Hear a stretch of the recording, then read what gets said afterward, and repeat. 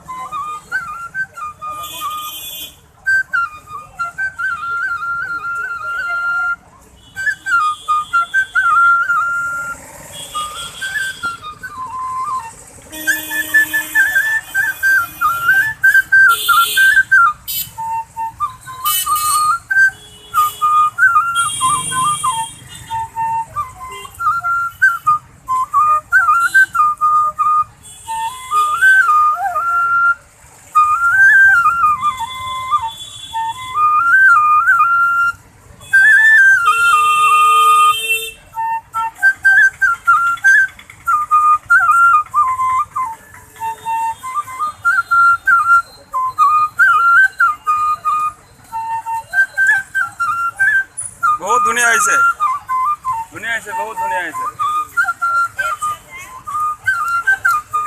আপুনি কি ঘৰতে বজায় নেকি? হা,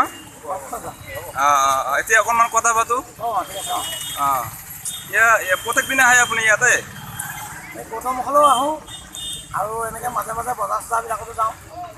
মোৰ মানে বাঁহী বজোৱা ইমান প্ৰেক্টিচ নাই। খঞ্জুৰি বজাওঁ, আকৌ নেগেৰা বজাওঁ। আচ্ছা আচ্ছা। এই দিহা নাম, লোকগীত, তাৰপিছত আপোনাৰ বৰগীত, আধুনিক গীত, এনেকৈ চব গাওঁ।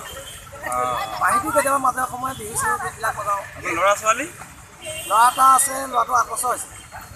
ছোৱালীজনীয়ে 1 বছৰ হৈছে। হয় নেকি? সেইটো তাই। আপুনি মানে ইয়াৰ ওপৰতে ডিপেণ্ড কৰি চলি আছে? ইয়াৰ ওপৰতে ডিপেণ্ড কৰি চলি থাকোঁ। তাৰমানে যিকেইটা পাওঁ ঘৰখন চলাওঁ। খোৱা বোৱা, কাপোৰ কানি, খৰচ পাতি ধেৰ নহয়। আকৌ বাদ্যযন্ত্ৰ বনাব লাগে। তাৰপিছত আৰু বেলেগ ব্যৱসায় নাই। আৰু মানে এইটোতে ৰাইজে সহায় কৰে আৰু ৰাইজৰ সহায়তে চলি থাকোঁ। ঠিক আছে, ঠিক আছে, ধন্যবাদ। ধন্যবাদ। অকণমান শুনাই দিব নেকি?